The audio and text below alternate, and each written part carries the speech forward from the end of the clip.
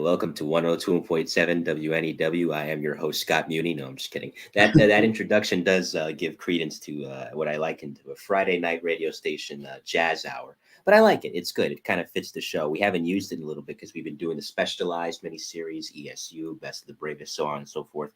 We welcome you to episode 235 of the Mike the New Haven podcast. If you haven't checked out the previous episode, speaking of ESU, I believe that was indeed an E-Man episode, if I'm not mistaken. Actually, no, I'm lying. It was actually the Best of the Bravest, volume 33, with retired FDNY Battalion Chief John Sokol. 33 years in the FDNY, and he was volume 33 for the Best of the Bravest, which is pretty cool. So if we go from him back to the NYPD with my next guest, I accidentally gave him a battlefield promotion. I said in the promo for the for this show that he was a sergeant in the NYPD. I got it mixed up. Not quite a sergeant, but still enjoyed a good career, which we'll talk about tonight. Was in the NYPD from 1985 until 2006. So I noted in the promo when he came on, he saw the war years, and he saw it get really good to where by the time he left in 2006, things were really on the up and up. And he'll tell me about it tonight. We're a little late, but we're here. You know, tech problems happen, and that's Mr. Mark Mulitz, who I've been meaning to get on the show for a while. He's fresh off the New York City Marathon, and he's here. Welcome, Mark. Yeah, thanks, Mike. Sorry about that. Technology is not my forte, so I'm so glad my wife was here to hook us up. But I'm so glad to be on the show. I follow all your shows. If I don't catch them live, I certainly catch them when I'm driving in the car. So, yes. Great job, Mike. Great job. Thank you very much. It's good to have you, and like I said, I've been curious about hearing about your career for a while. So before we even get into that, tell me, where'd you grow up? So my family's from the Upper East Side, East 84th Street, and then I moved out to Long Island, went to school out here. My father had 40 years on the city job. My father was a Manhattan North detective for 40 years, my uncles, my cousins. So that's all I wanted to do, I knew as a young kid. I know you and I we're huge Ranger fans, and Yes. I grew up being a huge Ranger fan. My father had season tickets in the 70s, and he split them with a guy that he worked in the 2-0 squad together. So I used to go into the city. I'd sit in the squad room as a kid, and and then after work, we'd go to the Ranger game together and then go home. So I knew back then, sitting in there and taking in all that secondhand smoke from each guy that smoked like 3 packs a day in the squad, like my father did, that's what I wanted to do, And 1985, I came on a job. I was 20 years old, and I came on as a housing cop. And I went up to PSA 6, and when they talk about culture shock, that was it. I was smack in the middle of the 3-2. Being a 20-year-old kid in the Polo Grounds, on a 4-12, and you know what it was like up there back then in 1985. It's like you did a 4-12, you weren't going home. There was, you were getting a collar one way or another. Well, it fell into your lap or you looked for it, but it was just the way it was back then. I remember a funny story when I was up there. I was going to get gas in my car, and I was on 145th Street and Lenox Avenue at a gas station. And I went in to get gas, and both of the gas station attendants were wearing bulletproof vests. And I said to myself, "What am I doing here? This is like, is this something that I really, really want to do?" But in the long run, it was great. It was I spent 5 years up there, and it was like one of the highlights of my career. I mean, I worked hand in hand. Really, my last 2.5 years in plain clothes. I worked with the 3-2 anti-crime guys. Basically, those are the guys to this day that I go out to dinner with, that I stay in touch with. All the 3-2 functions, I'm always, I always get the invite. I'm on the group text or the group email, and those are the guys that I stay in touch with. So being up there and working, it was just great. I can't say anything. I can't say anything bad. I mean, it was just a great place to work. So sorry, go ahead. My apologies. No, go ahead. I'm sorry. Go ahead. No, I was just going to say, talking with Mark Mulitz here, the Mike the Maven podcast, retired 21-year veteran of Now I Know That Housing Police and the NYPD, in addition to what I mentioned in the promo, and as also the introduction. Just want to shout out to our friends watching tonight, Jay Driscoll from across the pond in England, where it's just after midnight. So I appreciate him staying up for this. Pete Pranzo, of course, he's always Pete, here. Yeah, so I didn't know Pete. I got to know him once through the other guys doing a podcast when we did down in the SBA office. But I know he was an icon in the 3-2. Was legends. There was a lot of legends in that place. I went to the plaque dedication for Officer Mora and Wilbert Mora and Jason Vera up in the 3-2, and Chief Anamone was giving a speech. And there were guys there that patrolled that place in the 60s that turned out for the plaque dedication. The 60s, the 70s, the 80s. I mean, it was just incredible. The place is just legendary. He went block by block too. He's like, everybody that served in the 70s and the 80s, stand up. And he went, the guys that were here in the 90s, stand up. So I love that because each generation has different stories to tell, but it's the same connection because it's the same territory and overall the same vibe. Oh, no doubt. I mean, just the memorial wall that Urbabina and those guys take care of up there. It's just when you walk into that place, it's just something special about it. I don't know what it is. I mean, I spent a lot of time in there.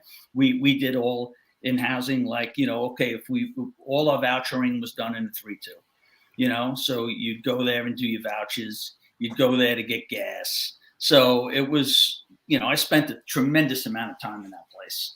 So, and like I said, those are the guys that I stay in touch with to this day. There's a bunch of guys from anti-crime, in the 80s that I had dinner with, once every couple months. A few more shout outs to our friends in the live chat before I continue. That's Joe Maliga, and I know what you're going to ask, Joe, and I'll get to it later. I promise. Dawn Marie's always here. Good to see you, Dawn. And I think, I mentioned Jay Driscoll, Jeffrey Pinkett as well. Should not forget about Jeffrey. So I think what's interesting, I was talking about this, I think it was with Jerry Kozlowskis for my emergency service miniseries. Another former housing guy, was one of the originals in Housing Rescue, where he said something valuable, because the joke about housing is, well, housing's unavailable. You guys didn't have a lot of sector cars out on patrol. I think it was 1, maybe 2 max. But look at the territory you guys were covering. Not only that, look at the good work that you guys were doing. I think, this is no disrespect to any of the city cops in the 3-2, like you said, a great bunch. And obviously the transit cops, same thing back then. But some of the hardest working cops there ever were in the city were the housing cops of your era, just because you guys did so much more with so little. Mike, just think of covering the 2-5, the 2-6. It's a little different now that I know the divisions are a little different than they are now, but we covered the 2-5, which was full of projects, the 2-6, the 3-0, the 3-2, and the 3-4. You could have taken busy precincts. You could have taken just the guys that turned out for 4-12 and stuck them in the 3-4 or the 3-2. And that still wouldn't have been able to handle what was going on in those precincts back in the 80s. I mean, it was every night there was shootings. Every night there was robberies. I mean, it was just nothing but, you just didn't deal with anything good. It was all guns, crack, drugs, rapes, robberies, everything. There was no, you couldn't even get anything good to eat. That was always another joke. Like you would try and get somebody that would find time that went up to the Dykeman Deli, right up in the 3-4. I don't know if you heard of the place, but I always heard it was 2 retired ESU cops that owned the Dykeman Deli up in the 3-4, and boy, if you got a hero on a 4 to 12 from the Dykeman Deli, it was like gold, you know, because it was either chicken wings, you know, from a Chinese restaurant, you know, or McDonald's. That's all you really had. You'd have to like go over to like escape into the 2-6 a little bit by Columbia, or head well up into the 3-4 to get like a decent sandwich or decent food. So even finding food back then was like, you know, you couldn't do it, you know.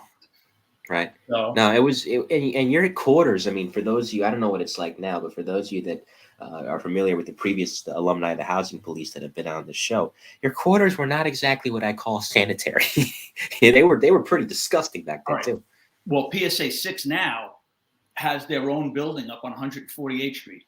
We were in the Drew Hamilton projects on 143rd Street. So the PSA itself was on the first floor of 2688th Avenue it was like apartment 1A, 1B, and 1C. Your locker room was across 143rd Street in the basement. So when you left at the end of the night and locked your locker up, you had to take a garbage bag and put it over the locker. So in case the water was dripping or the roaches, you would keep them at it. When you came back from a 2-week vacation, you opened your locker with caution, believe me, because you didn't know what was jumping out of there. So it was had your gun on it. Yeah, the quarters. Yeah, I wouldn't even consider calling it that. You know. Yeah, but, I mean, I think muster room is too generous too. Yeah, it was but it was great, and the guys were great, and you know, and then, you know, being that my whole family was city, I wanted to go over to the city, you know, so I had retaken the test, and then in 1990 I rolled over to the city.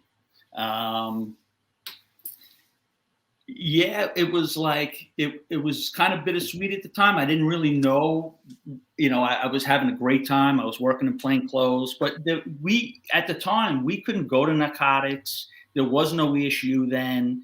There was, you know, it was basically you were kind of like stuck, you know. But I had 5 years on, and I was like wondering, you know, I was starting to think to myself, is this what I want to do? Do I want to go over? And the opportunity came, and I did, and I'm glad I did. I went from working uptown and meeting great guys and you know, I mean, making great collars, to I left and went to Midtown South. I went to Midtown South, and I think like my first 4 to 12 foot post was like a Ranger game at the Garden, and I was like, yeah, and I was like, I couldn't believe there was another side to this job. My father was always a Manhattan North guy, always was a cop in the 3-0, and then was always a detective in Manhattan North. So nobody ever really told me Manhattan South was going to be this great. And I got down there, and I couldn't believe it. You know, I went to steady midnights, which I despised midnights anyway. You know, we did the 9 squad chart when I first came on, but when I had rolled over, it was the job had already gone to steady tours. So I went to midnights for a little while, and then I got to days, and then, you know, I'd have a garden post, or I'd work over at Park Avenue, and couldn't believe that there was, you know, another side to this job like that. Poor guy. I mean, you have my sympathies. All you got to do was see Patrick Ewing and John Starks and Brian Leach and Adam Graves. You poor soul. well, I met Adam. You know, I met Adam in '91 when he got traded here. I used to go in and watch every morning skate, because at the time, Mike, we could walk right up the ramp where the Zamboni comes out, and you know, after 9/11, of course, that changed. Right, but of course. Prior to that, we had carte blanche in the Garden, you know, and especially working in Midtown South, you could just, you know, come and go as you please. They loved to see it. So I was there for every morning skate. You know, whenever the Rangers were having something during the day, you know, I would be there. I met Adam when he first got traded to the Rangers. His dad happened to be a cop in Toronto. His father used to come in. Yeah, his father used to come in all the time, and he'd say to me, Mark, listen, can my dad hang out with you guys? We'd bring him to the precinct. We'd put him in a radio car. And it was just, that's what I'm saying. It was just like you shook your head every day and said, wow, I can't believe I'm actually like going to work and this is like work, Right. No, it's an amazing thing. And you know what? I've often said, as a quick side note, we'll talk more about the Rangers later, that 1991 offseason was the best offseason in franchise history because they get Adam from Edmonton. And not only that, but people forget that Messier trade is arguably the greatest trade in franchise history, not just because of Messier. You know who else they got in that trade? Jeff Bukaboom, who ended up being a stay-at-home defenseman and Brian Leach's partner for the next 8 years. So that trade worked out on double ends because obviously Messier, we know what he did. But Bukaboom, man, that guy was a heck of a player too. Oh, I mean, then in 94, so I'm working at the Garden. So the guys say to me, listen, the Vancouver Canucks are going to be staying at the Grand Hyatt Hotel while they're in playing the Rangers, for the finals. You have to ride on the bus with them and, come over from the hotel over to the Garden, make sure everything goes okay. And so I'm sitting on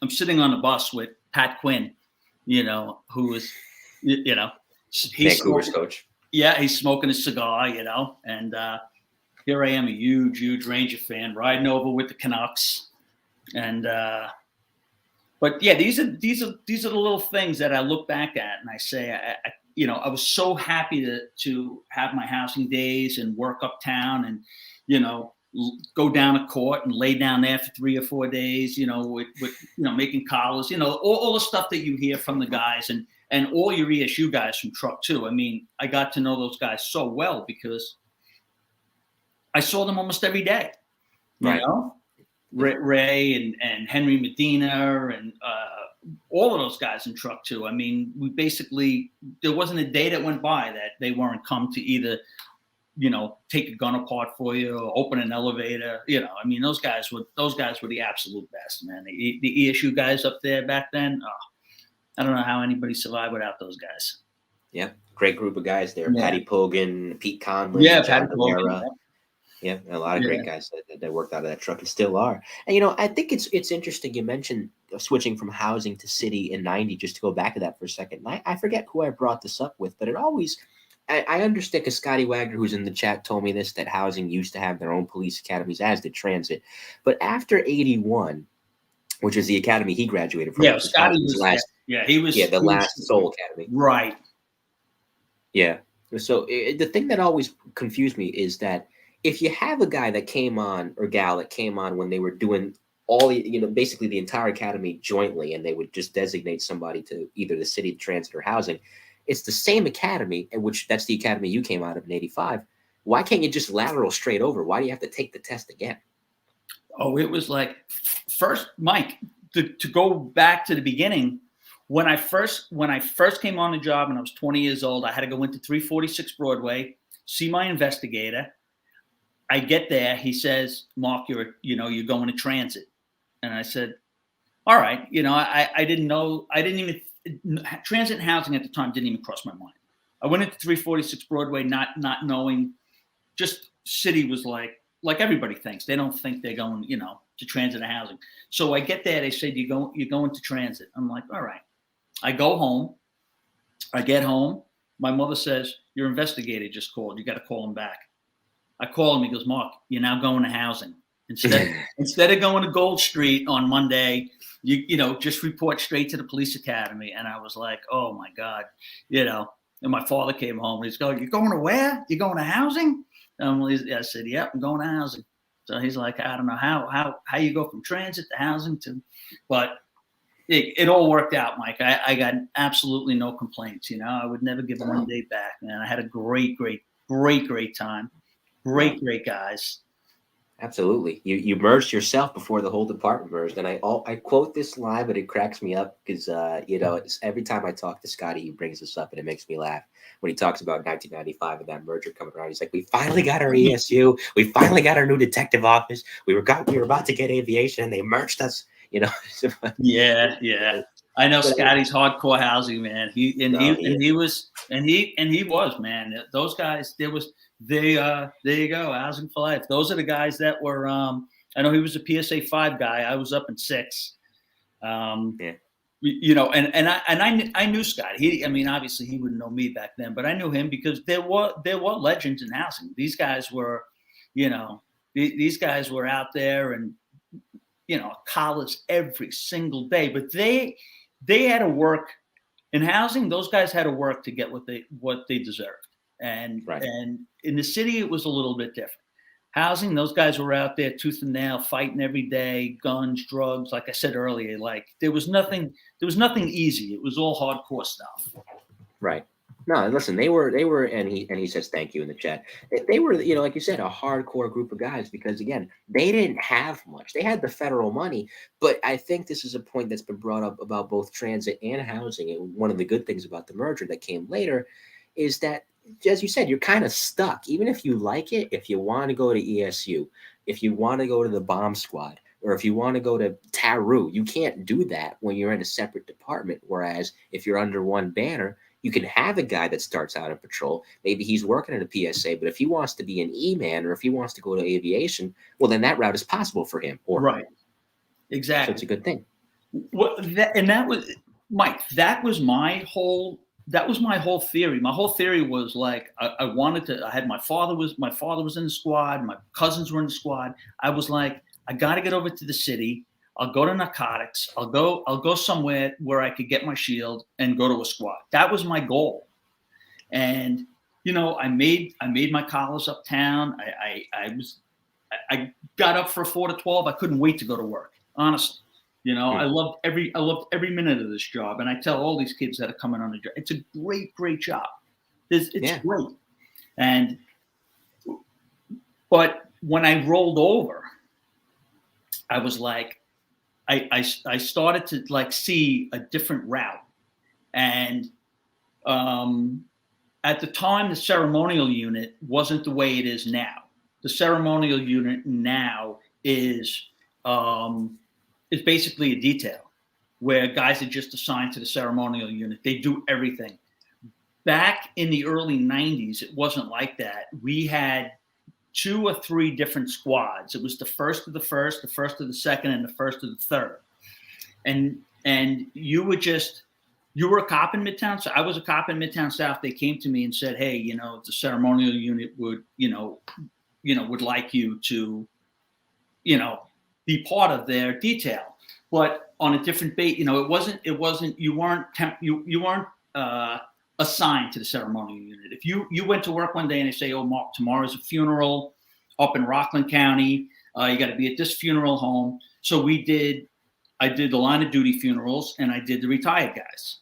Mm-hmm. So for 4 years, I was doing that, aside from, patrol. I did patrol and I did plain clothes in Midtown South for a while. But, I was able to do both. Maybe 1 week you'd go the whole week without a funeral, but the next week you might 3 out of the 5 days you were doing working in a ceremonial unit. So I got to do that, which was like pretty amazing. It was really nice to give a retired guy such a great send off to their family. Right. It's very emotional to the family when you work in a ceremonial unit and they don't expect a guy that was retired for 25 or 30 years to have such a nice send off, shoulder carry the casket, place it into the hearse, walk the hearse, it was a wonderful detail to do. So I did that for a while. And then I was working in plain clothes, but I want to get back to the other stuff that my side work, like doing the security stuff. Yeah, sure. Because in 1990, when I went to Midtown South, in 1991, I'm walking down Madison Avenue and I run into this old boss that I used to work for on the police department. And he says to me, he said, Mark, I'm now working at 30 Rock. I'm one of the security directors at 30 Rock. If you're interested in any work at Saturday Night Live or anything, let me know. And I said, I definitely. I said, I'm in, man. If, we didn't have cell phones then. You had your beepers, So I give him my beeper number. That next Saturday, there I am at Saturday Night Live, working. So I did that for a few months. And then I went over to Conan O'Brien. He had just started at the end of 91. And I worked there Monday to Thursday, almost, if I could. I mean, if it worked out. But for the most part, I'd do a day tour, and I'd be over at 30 Rock until 8, 9 o'clock at night working at Conan O'Brien. And I did that for a few years.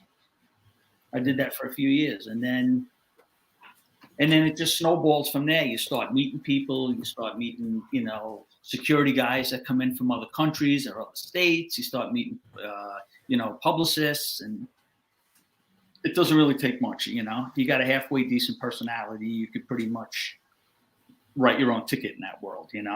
So yeah.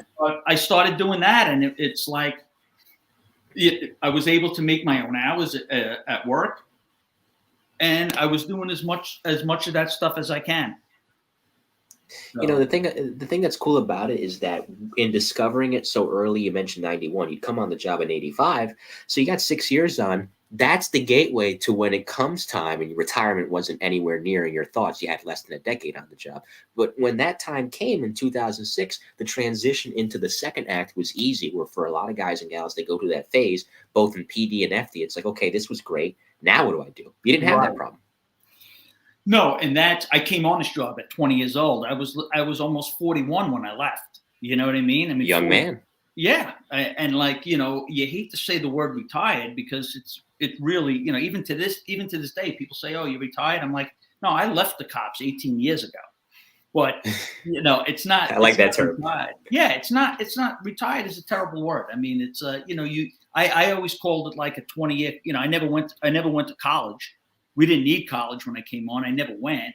So the police department to me ended up being like a 20-year college degree, and then I moved on to the next step of my life. It was like you can make so much happen on this job.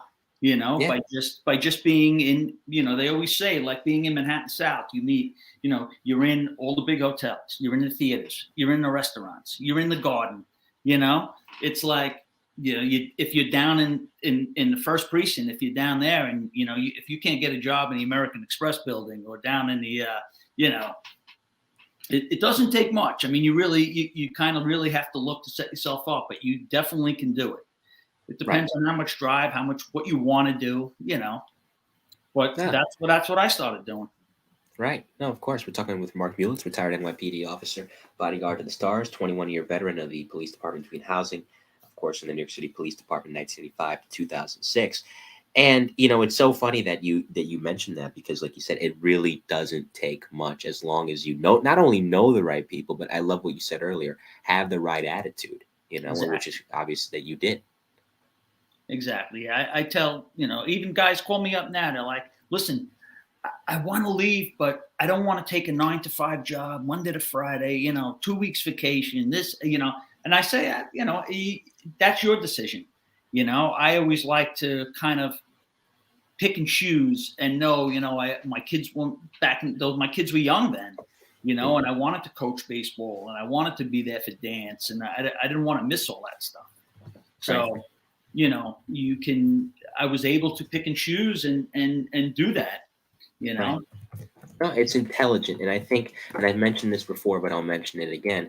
It shatters the notion. There's a stereotype, and unfortunately some embody it. But then again, it's a stereotype. It doesn't mean the entire department is this way. That cops or even firemen are these dumb meatheads that couldn't tell you what 2 + 2 is.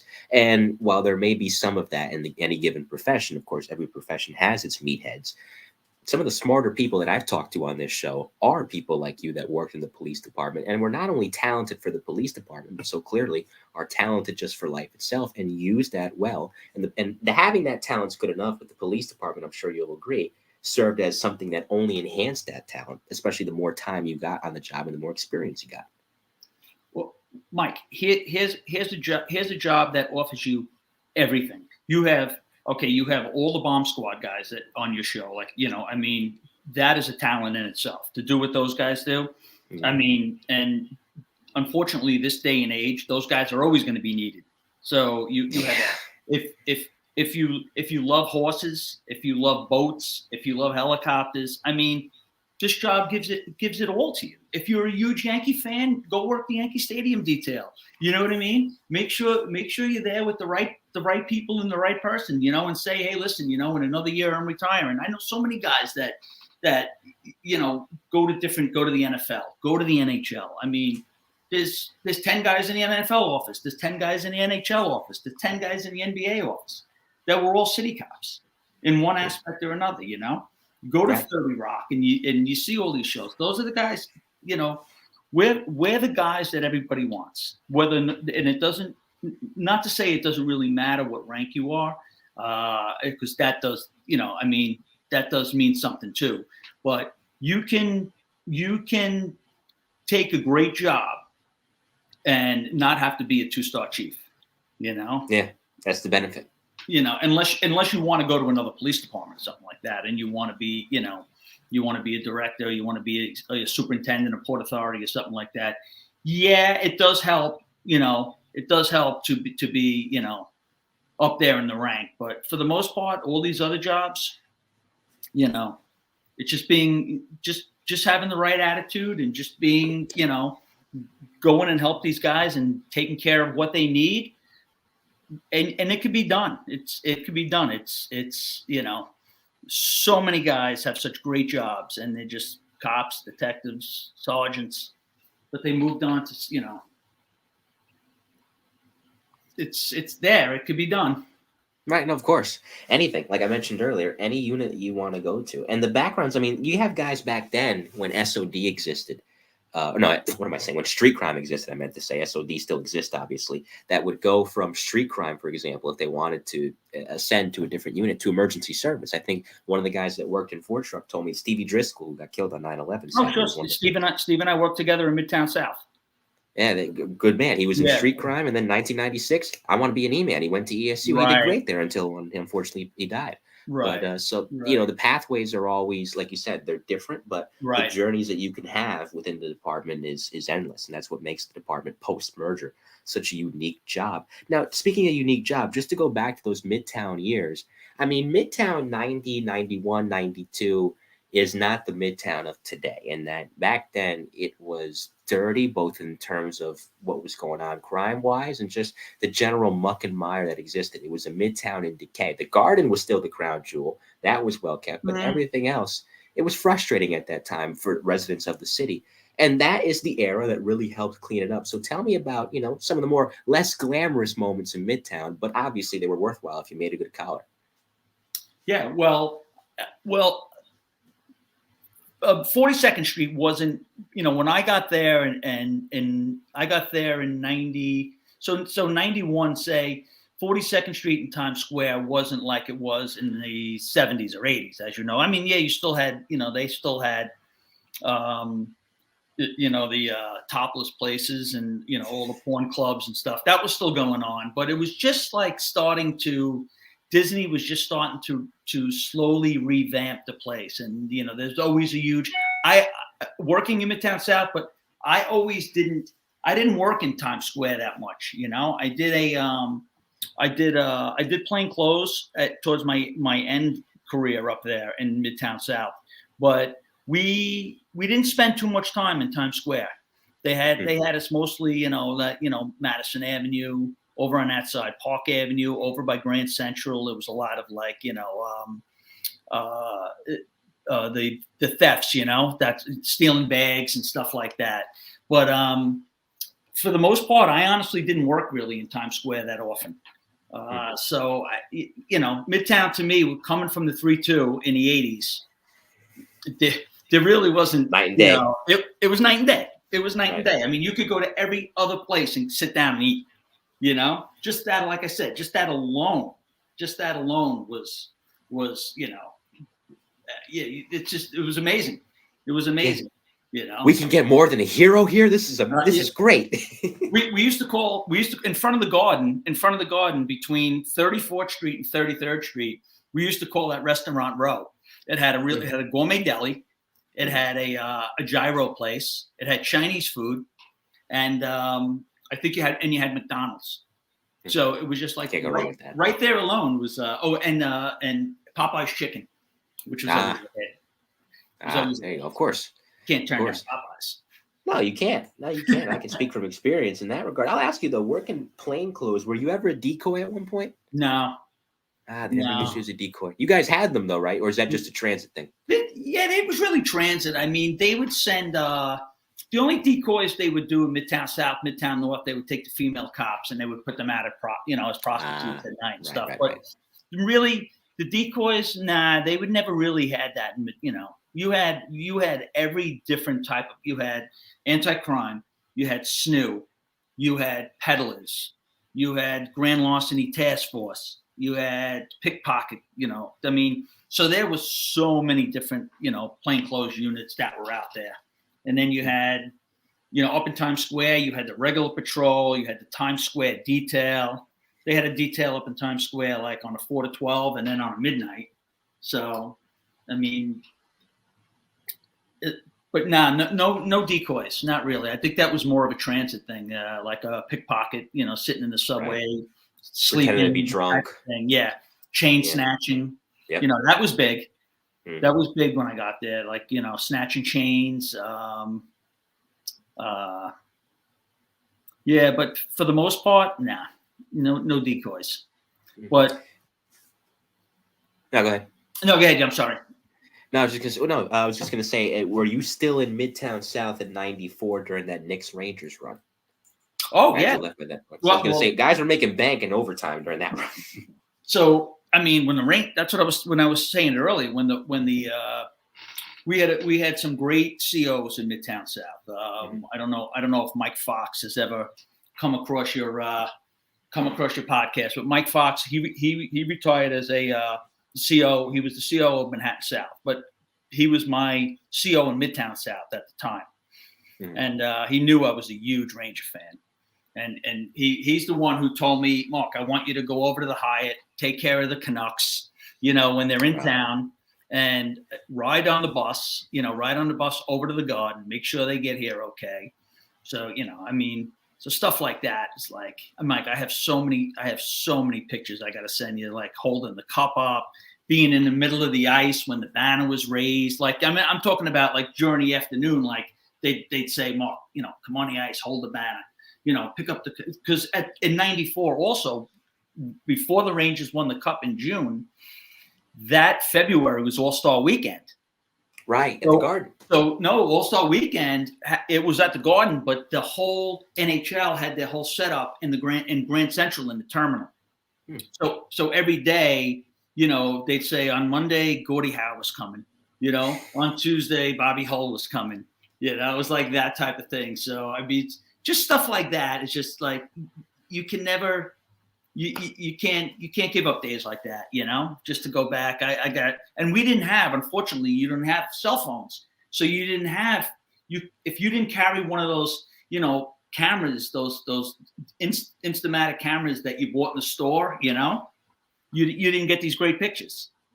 Because we didn't have cameras, and we didn't have phones with cameras in them. I couldn't imagine today the great pictures that we'd have. No, but sometimes it's better that way because you have the memories. We live in obviously in the pictures or it didn't happen era. Sometimes just the thought is enough for me because I can visualize that completely, what you just described. And I'd give anything. We'll see what happens with the Knicks this year. They're doing okay at the moment at 8-7. The Rangers are a little bit up and down, but I'm sure they'll be fine. It's early. They're just working out the kinks. Last night you when you went to bed, you wish you didn't stay up. That's the way I felt. Yeah, and that was a winnable game against the Kraken. But the Kraken, honestly, they looked solid this year too. So I'm like, they did. They looked good last night. I didn't want to see them lose to them, but they looked okay. Yeah. So listen, I think the Rangers with time they'll work it out. They'll get on a roll and they'll be fine. And I imagine, even if the Rangers and the Knicks are in the playoffs at the same time and they just win a round, forget just getting to the conference finals, they both win a round or in round 2, how nuts it would be for the city. And you see. I understand there's a huge contingent of Islander fans, and I respect them. The Islanders have a solid team. There's really no star on that team unless you want to count Barzal. They're just a hard-working group of guys. But really, this city gets in the buzz and really is in unison sports wise when the Rangers are having a playoff run, because it's different with the Yankees. One side is not rooting for them, one side is. I agree. Same thing with the Mets. When the Rangers or the Knicks are going on a run, even last year when the Knicks didn't even get out the first round, but they made it. Oh, the city was going nuts for it. I know. Yeah, there's no place like it. Best city in No. the world, for sure. Oh God, we need the cup, man. We got so close last year. Yeah, when they went up 2-0, you saw me tweet it, man. I was heartbroken when they lost Game 6. I'm like, you don't know. When they lost Game 7 to Tampa, I remember that night distinctly. I turned to my sister. I'm like, that's the last time this particular group of players will ever get that close again. She's like, no, they'll be back next year. It took them 7 years before they got back to another conference final. I know. Well, playoffs are a whole different story. You just got to hope we get there. Once we get to the playoffs, we can go from there. But and we do have to catch a game together this year for sure. Oh, we will. That's a guarantee. We will. Thank you, Mark Messier. Guarantee at that.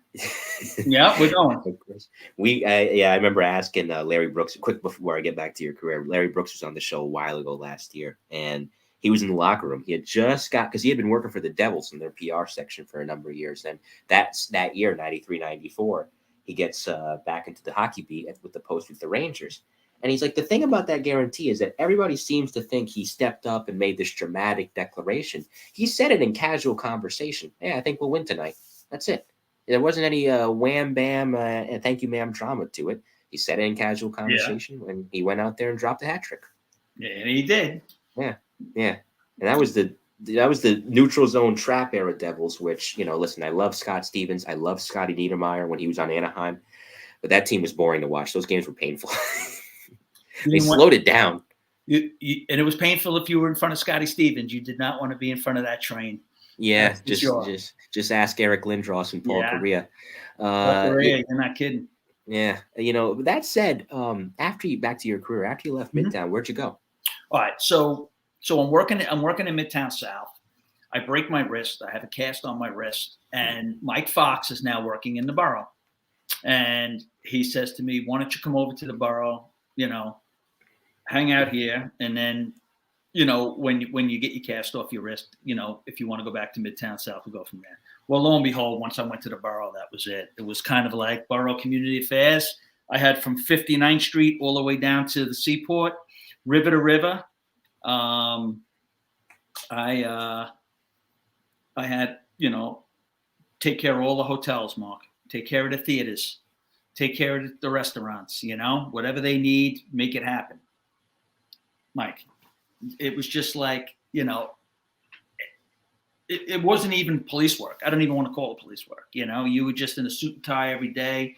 I made my own hours. I had carte blanche, to go where I wanted to go, do what I had to do, just make sure I had to get it done. If anything needed, like headquarters would call and say, hey, the people, the Schuberts need this, or Nederlanders need that. Go take care of it. And that's what I kind of did. So that was from 90. That was from 97. And while all this was going on, in 97, I worked every single day between working a gig in the theater that I did for 6 months when I wasn't working in the police department. Then I went and did 2 movies with an actress. I was in LA. Then I came back and I went to Jamaica, the island of Jamaica. I was there for 4.5 weeks, and then came back right before Christmas. And then I just, that's while I was doing all this, I was also doing my other stuff, doing, all my security stuff. So it was kind of like, my kids were young and I was just banging out whatever I could. So, and there was plenty of it. There was plenty of work. So, as you say this, I'm thinking about Scrooge McDuck diving into, that pool of coins and cash he had everywhere. That was I wouldn't go that far. Because look at all these gigs. It seemed like as fast as you made it is as fast as it went. Yeah. So, it was good. 97 was a very busy year. 98, my son was born, so I couldn't really, go travel and do all that stuff. Mm-hmm. And then it just, after that, and then unfortunately, obviously when 9/11 happened, that, that was, I was with Mike Esposito, Chief Esposito, right? Allison's dad. Allison's dad. Yeah. We were working the primary day. We started at 5 a.m. that day, and we were driving down to headquarters. And we were just coming around the bend on the FDR Drive when the plane hit the first tower. Mm-hmm. So we had no, obviously we had no idea. We go straight down there. We're on the corner of Church and Vesey, and we're at the corner of Church and Vesey when the second plane hits. So obviously, being in community affairs and working down in Manhattan South, after 9/11, I think I was basically down there for, almost 7 or 8 months straight, between the rescue and the recovery and everything. We were just basically, always down there in the THV one way or another. So I spent a lot of time down there with him. He was the XO of Manhattan South at the time. So, did you just real quick? Did you participate in any of the rescue efforts that day? Since you got down there before they fell, were you participating in the evacuation? Well, that day. So we were at Church and Vesey when the second plane hit. Then we went with Chief Dunn, with Joe Dunn, and a bunch of I think it was the other ESPO. We all went into the American Express building. We were in the American Express building, and we were on the third floor there in a conference room, and they were trying to figure it out. And Mike, a woman came running in, and she said, "You better get out now. The buildings are falling." And by the time we got outside the door, it was just completely pitch black. You didn't know which way to go. Mm. So, obviously we made it right. You make the left right there. You're basically right on the river, and we went straight down to Stuyvesant High School. Are you familiar with that? It's right. It's right by the Trade Center. Actually, a lot of the students that were going there at the time have gotten sick because they were going to school in that area and breathing that stuff in. Right. Unfortunately. So that's when the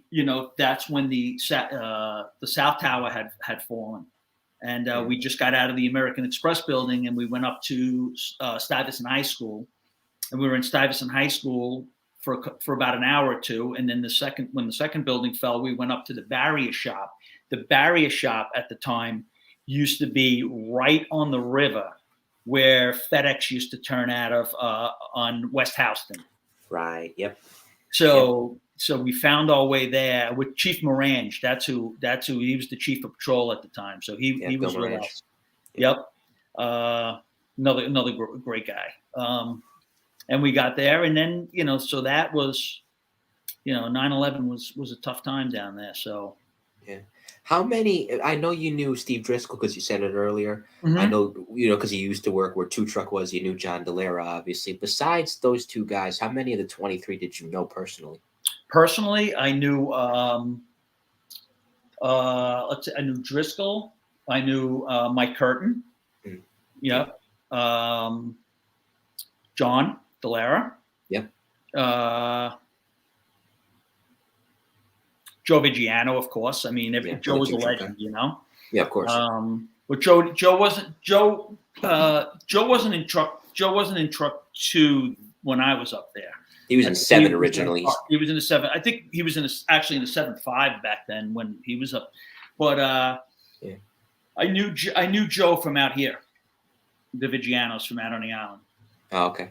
Yeah, no, yeah, of course, his dad was a legend in the FDNY, worked in rescue too for years. His brother was a fireman. But when Joe went to ESU, he was in the 7.5 because a lot of guys I know worked with him in the 7.5. Yeah. When he went to ESU originally, because he was a Brooklyn guy in the 7.5, he went to truck 7. And then later on is when he came to 2, and that's where he stayed until he died. Yeah. So, as you said, it was tough working down there. I mean, listen, even though guys, pension-wise, had their time in, were able to leave financially stable, I'm sure they would have rather had that not happen and have all their friends as opposed to, the lucrative pensions that came of it. And it's tough to get back into a rhythm after something like that.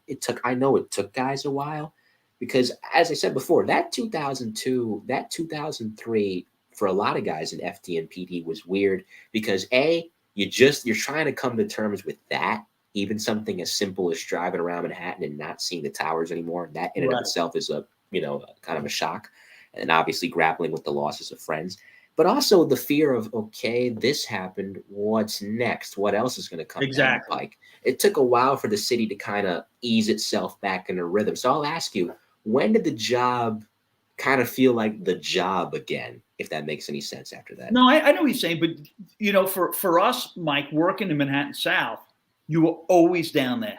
Whether you were going to like, you know, a community council meeting in the first precinct, or you were going to one in the fifth, or you go on to the seventh, you were always down.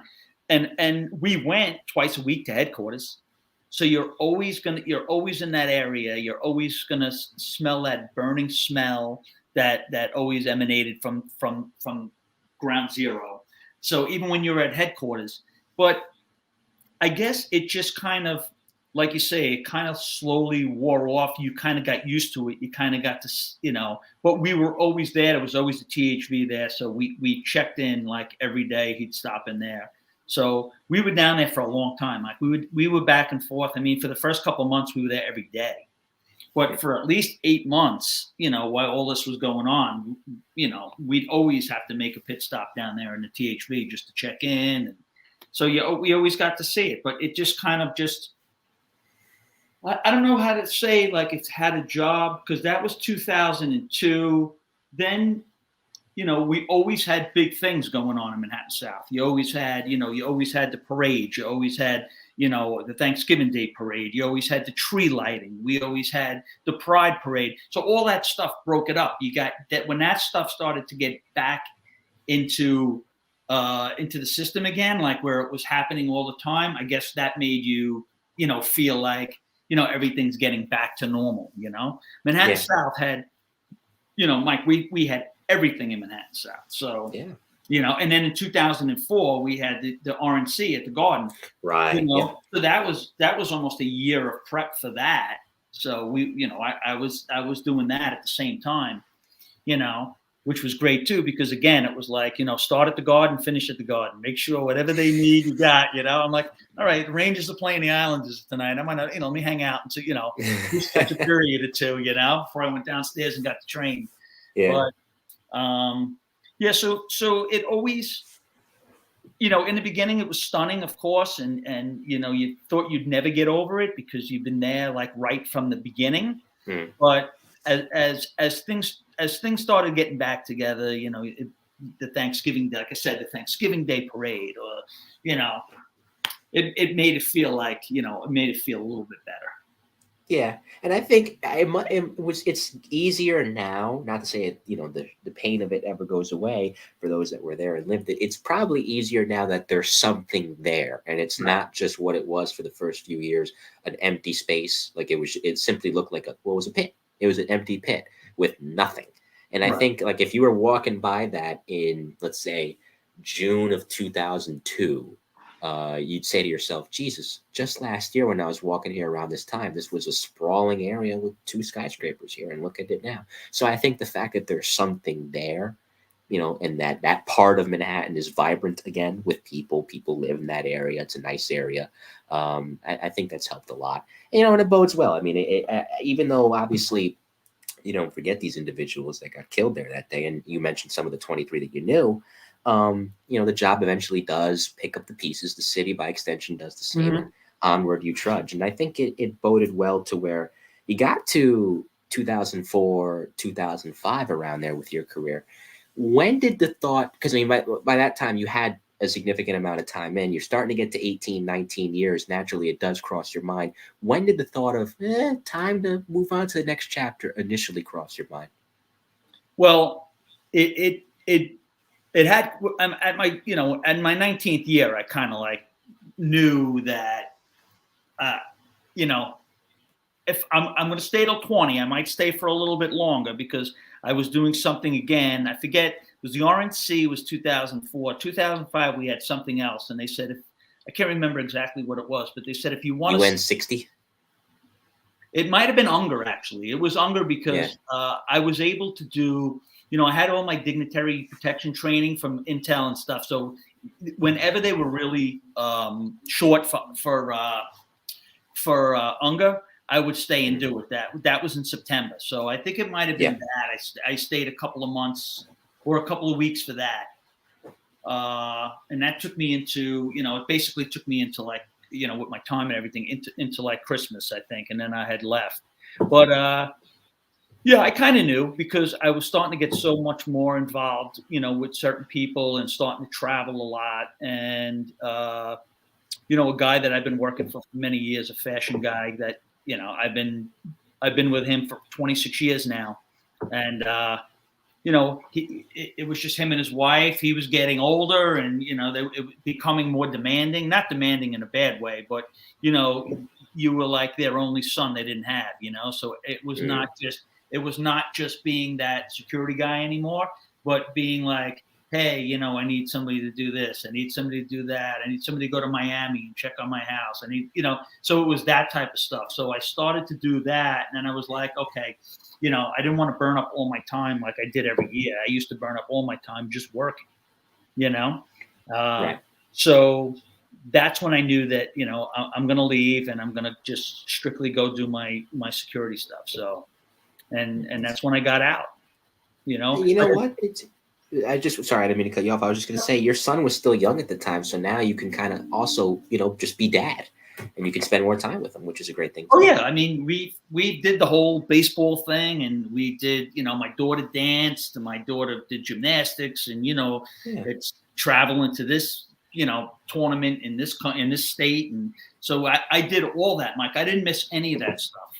That was a guarantee, and I wish to this day, like my son, this is not a route that he wanted to take. He's going to be, I think he's 25. He's going to be 26 in February, but he works for Morgan Stanley. But he didn't want, I made him take all the police tests, Nassau, Suffolk, the city, the fire department, and they all called him, but it's just something that he didn't want to do, Yeah, it's fine. You can't force him.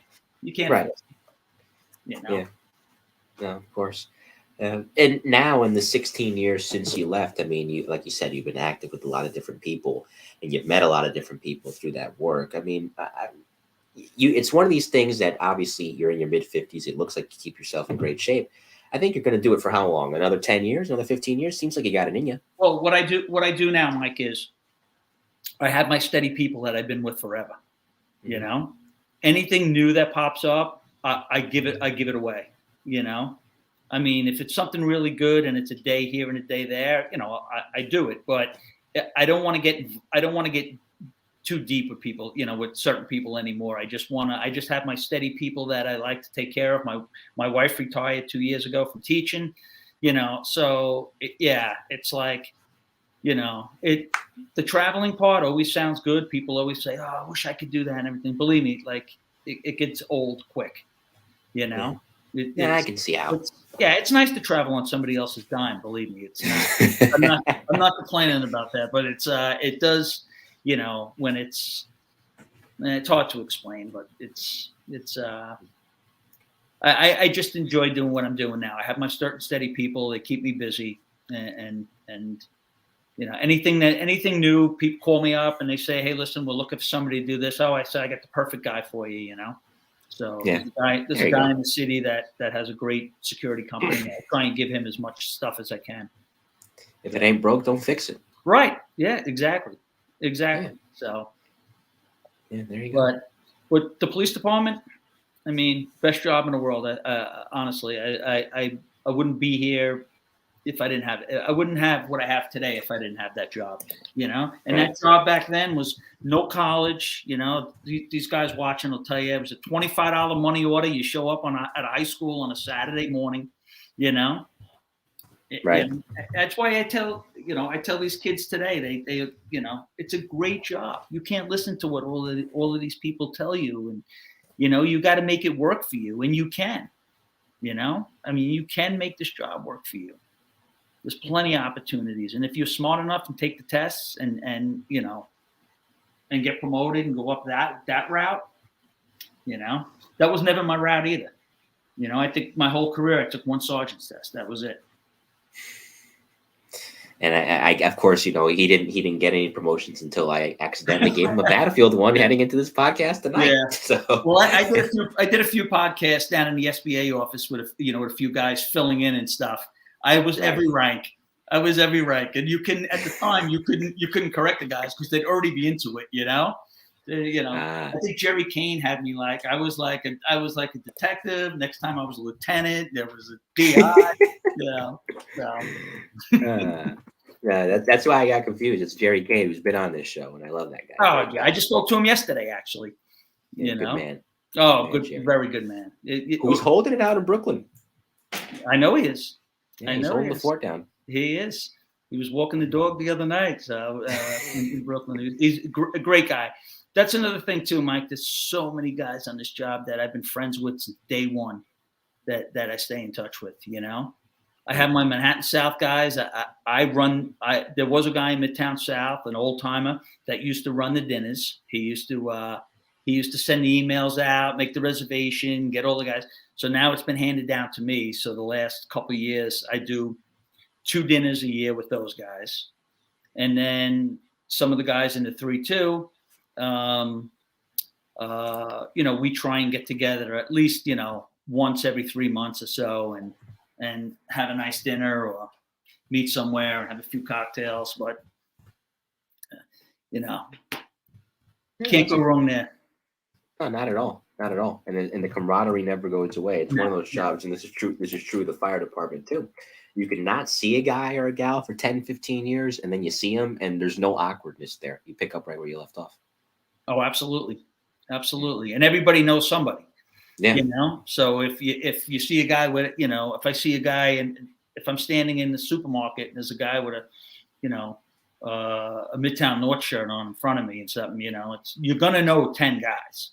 If he has a little bit of time there, you're going to know 10 guys that he knows. So, and then one thing leads to another, and next thing you know, he lives around the block from you, for crying out loud. Yeah, there you go. Small world. Small world. And of course, we can go to the rapid fire now. The hour has flown on by. It's been a good conversation with you. So like you know the show. I don't have to tell you what it is. We'll just get right into it with the first of the 5 questions. I know you're a Met fan. Top 5 favorite Mets of all time. Okay. So Gary Carter. I was a Felix Mion fan. Tom Seaver, Jerry Grody, the old timers, Jerry Koosman. So those are my 5 Mets. Not a bad list. I mean, I'm not a Met fan, as you know. I'm a Yankee fan, but I mentioned before, I like just being a baseball buff. I remember vividly the 06, 07, 08 team. So I saw Delgado. I liked Delgado because he had a sweet lefty swing. Loved Beltran. He was a pretty solid Yankee too. Reyes was cool. David Wright, pre-injuries, was cool. But man, it's funny. I have a Mets jersey that I wear from time to time when I'm hanging out because I don't care. I mean, I saw you wearing that jersey at Citi Field in one of those pictures that you sent out. Yeah, it was a Ray Ordonez jersey of all jerseys. Yeah. I saw that picture. I was wondering. I said, "Wow, little Mike in a Met jersey at Citi Field. I love it." We went this year. I had gotten some tickets, and I said, "I'll only go." I have a friend of mine that works for the Yankees, right? Mm-hmm. So my son and a friend of mine, his son, we wanted to go to one of the games, and I said, "I'm not going to Yankee Stadium." So if he can't get me tickets for Citi Field, we're out. So we went to the first game. When we were walking in, we were a little bit late because my son had to work. We were walking in, and I think Rizzo and Judge had already hit a homer. The top of the first. Back to back off Taijuan Walker. Right, exactly. Yeah. That was the game we went to. Mm-hmm. We sat down, and next thing you know, it was bottom of the first. It was I think 4-2 Mets. Yeah, because that was Jordan Montgomery's goodbye. Yes. That was his last start. That was his last start. Then he got traded to the Cardinals shortly thereafter for Bader. Yeah, but listen, I wanted a Subway Series this year. I knew that I knew the Yankees weren't going to beat Houston. I knew that was a mismatch going in. But I wanted the Mets to get past San Diego because I thought, I thought the Mets and the Dodgers, that would have been a heck of a series. And I thought the Mets had a good shot to beat them. Yeah. The Padres knocked off the Dodgers. I know the Mets definitely could. Now, the Mets were nowhere to be found during the playoffs, though. They just it happens. But what are you going to do? Yeah, there's always, in 2023, my friend, 2023. Yeah. You guys got another top 5. You guys got to deal with Judge right now anyway. But. You know what? Yeah. If to me, and then I'll get to the second question, rapid fire. I'm indifferent. If he stays, fine. If he leaves, you can spread that money around wisely. So it's kind of be that as it may. We'll see where the chips fall with him. And now, top 5 favorite Rangers of all time. Oh, my top 5 favorite Rangers. Wow. That's a good one. My number 1 might be Eddie Giacomin. That's where I'm going to go. I got to go with Eddie Giacomin. I'm going to throw him in there because I think he was when I used to go to the games with my dad in the 70s, we used to sit in 408, $4 blue seats up there, and Nick Fatiu used to throw us pucks. So The I enforcer. gotta go with Nicky, right? Adam Graves, of course, Right. I want to throw Messier in there, but I'm going deep in the Rangers, I'm going like Messier, yeah, what he did for us, we wouldn't have won the cup without him, so I got to throw him in there. But I like, I love Roger Bear. You got to throw Rod in there. Oh, legend. Total. That was a devastating loss to the city right there. So I'll go with those guys. Those are my 5 Rangers. Yeah, that's a good list. Before I get to mine, Eric Freeze, retired detective, asked, "Did you know Pat Dugan? He went to Mounted from Midtown South." I did not. I did not. Okay. He thought you might know him, but now you know what? Because when I came up watching the hockey on MSG, which is the same channel for the Knicks and the Rangers, of course, I discovered the Rangers by accident. My introduction was Jaromir Jagr. Jaromir Jagr, who single-handedly basically revived the Rangers along with Henrik Lundqvist. Those teams with him, Brendan Shanahan, Sean Avery, Peter Pruka, Michael Nylander, whose son's a heck of a player for the Maple Leafs right now. Those were my teams. And I wanted those teams to get a cup so bad, man. And they were close. They ran into Buffalo. They ran into Buffalo one year, and then they ran into Sid in 08. But that a lot of my favorite Rangers in my personal top 5 from that era, Jagr, of course, Lundqvist is in there, Shanahan and Avery's in there, and the 5th one, he wasn't here long, but I loved him, even though I was devastated when Ryan Callahan was traded, and I loved Callahan too. I loved Marty St. Louis. Marty St. Louis was great. Yeah, awesome. Yeah. Same with Ryan McDonough. He was like in the Callahan, captain of the team, and then leaving. But I thought he was a true Ranger. I'm talking about guys like there was guys that are good players, but there were guys that were like really true to the city. You know what I mean? Really. Oh, he was loved being there. Yeah, he did. Sean Avery's funny that he's in your top 5. I mean, listen, I get a kick out of him for sure. I mean, that's why. Who doesn't? Yeah. That's why, because for 7-8-year-old me, Sean Avery could do no wrong. I'm like, I love that guy. He fights, he agitates the goalies.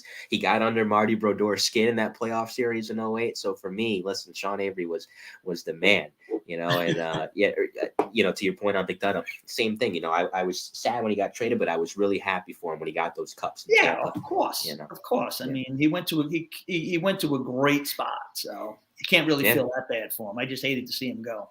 Yeah, no, of course. And then listen, it worked out, for him, and obviously the Rangers. It worked out in the long run, even though that trade didn't. Other pieces came along eventually. So third, when you were on, during your patrol years, of course, most uplifting call you ever responded to? Uplifting, wow. Well, I did deliver 3 babies. So that was Joe Malika's question. Yeah. Yeah, was it? Yeah, that was always a highlight. I mean, when listen, I was there for it. Did I deliver 3 babies? I was there for it. I kind of, the women did all the work. You just couldn't wait. Put a rush on that bus. For EMS. Get them here.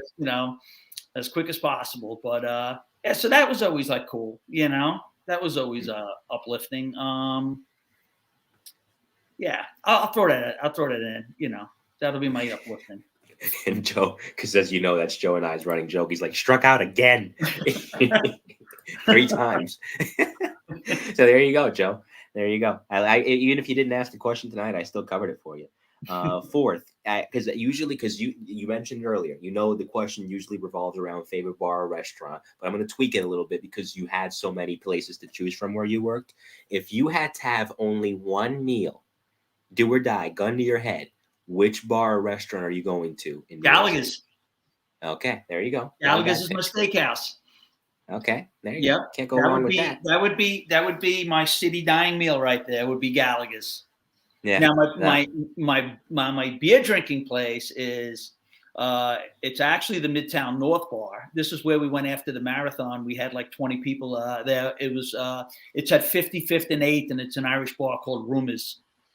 And that's a place I go to a lot with my wife, and when we're in the city and stuff. It's a great Irish bar for the people there are great, the food's great, The Guinness is great. So have to try it sometime next time I'm in the city. Oh yeah, listen, hop, skip, and a jump to the Ranger game. There you go. We meet at Rumors, we have a Guinness and a burger, and we go to the game. So sounds good to me. You let me know when. You let me know when. Joe wants to know: do they keep in contact? Me and the 3 babies that you were there for. Do they keep in contact with you? No. I wish, but no. Yeah, it's a cool thing. Detective Freeze jokes. I hope the children were named after you. One was actually. I don't know if he still is, but she says I'm going to name him after you. Yes. Wow. She named him. I don't know the last name, but she named him Mark Haywood. Okay, that's true. But there you go. Who knows to this day if that ever held? Yeah, well, I hope it did. Maybe there's a Mark Haywood walking around out there. That could be my next research project. And the 5th and final question. I mean, listen, you had a very diverse career, 21 years. You started out in housing. I'm pretty sure if the Mark Mulitz of now could tell the Mark Mulitz of 1985, this is what your career would be, that the Mulitz of 85 would be like. So with that said, what advice would you give anybody coming on the job now? Mike, I go to supermarkets. I go wherever I am, and there's a kid there, and I'm like, hey, I'll always stop and say, hey, what's the story? What do you got? Oh, I'm in college. I'm doing this. I'm like, sign up for the cop test, and be like, nah, I don't want to do that. By the time I'm done with them, I got them at least thinking about it. Whether it's the city job or Suffolk or Nassau, because kids come to me, and my daughter's friends come to me and they say, oh, I took this, I took the city test and, I'm in the process. And I'm like, great. And they're like, well, people tell me I shouldn't do it. And I'm like, why? Why would people tell them? I just had a good friend of mine. His daughter just got on a job. She just got out of the last class. So she wanted to go to the 115. They're kind of doing training like they did when I came on, more like an in a shoe type of thing. You know what I mean? Where they go to the 115, but they'll cover a couple of different precincts. So I said, Mike, listen, give your daughter, my number and tell her to text me. And she was going through that whole thing. She was going through telling me, people are telling me all the time, why am I doing this? The worst job in the world. And I'm like, this is the best job in the world. Do not listen to these people. I just saw Mike and he says she's so happy. She loves it. I would never, ever, ever tell any of these kids not to take this job. I mean, because who then would you have? I don't, and they just came out with, I don't know if you saw it, if anybody sent it to you, but if they didn't, I'll send it to you when we're done. But somebody just sent me the new contract. Supposedly that's going to be ratified after Thanksgiving. I don't know if you heard. Have you heard anything about it? I heard a little bit. I haven't seen it, so yeah, send it to me because I heard a teensy bit actually from Scotty on LinkedIn. Yeah, I mean, Mike, it is like it's. They want to go to the chart that Nassau has, where you work 12-hour tours. I mean, I don't know if this is all. I got it from a friend of mine, but I don't know how legit it is, or if it's pumped up a little bit. But when you look at it, you'd be like, shit, I almost want to go back to this job again. This is. The pay scale, the raise is great. I mean, they want to go to 12-hour tours. They want to be like 3. You work 2 days and you're off 3. You work 3 days, you're off 4. I got to send it to you when we're done, so you can take a look at it and just go over it. I hope it's legit, and I hope it's going to get ratified after Thanksgiving. I mean, that's what they're saying. I texted a few people and they said, yeah, this is really what they're going for. They have to do something to keep these poor kids, Yeah, they have to do something. I mean, they can't just they can't live paycheck by paycheck and travel into the city. And then you want to hit them with this commuter tax and tolls, so they got to do something. I hope it's legit, but I'm going to send it to you when we're done. Sounds good. And I think that's the highlight of the show, and that's where we can end. Stick around. We'll say goodbye off the air before I say goodbye to the lovely audience. And thanks, guys, as always, for tuning in. Any shout-outs you want to give to anyone or anything? No, I'm good. Tell Scotty Wagner he's my hero, if he's still out there, Yes. There's certain guys that you admired. He was always one of them, He was always a guy when something bad was happening. It was like those were the guys that showed up, that you saw standing there. My issue guys from Truck 2 back in the day, you wouldn't get, those guys were great. Yeah, great. absolutely. Absolutely. Thanks for doing this. I appreciate it, Scotty. Thanks, We'll talk Mike. soon. Scotty, we got to team up in the future. We're going to do our in-person interview. It'll be down in Brooklyn. It'll be over a nice slice of pizza or whatever, you want to choose, but we will do it, Scotty. You let me know when and I'll take the train on down. And like I said, I want to thank you because you are always supporting the show, my friend. I always see you on LinkedIn. Means a lot because as a content creator, you always think to yourself, gee, I wonder if anybody's really watching, but I have this wonderful audience that consistently shows up. And the only reason you're not in the chat tonight commenting is because obviously you're here on the show.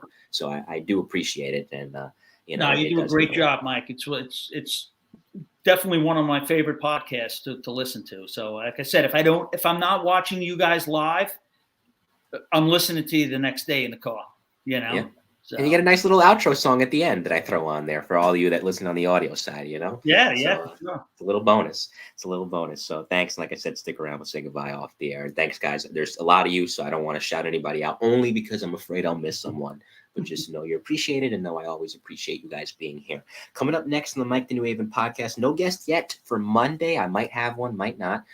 So we'll see what happens there. Same thing for next Friday. But I do know Tuesday is going to be, speaking of E-Men, volume 28 of the E-Men inside the NYPD's emergency service unit. And this will be interesting because he came into ESU as a captain in 2016 and did the last 6 years of his career in emergency before retiring actually earlier this year. And that is Steve Espinoza. So that should be an interesting conversation with him for volume 28 of the E-Men. First time interviewing an emergency service captain. So that should be a lot of fun. In the meantime, on behalf of retired NYPD police officer, not sergeant, I gave him the battlefield promotion. It'll hold, but the actual rank is police officer. I'm Mike Colón. Have a great weekend, everybody. Let's go Rangers. And we will see you next time. Take care.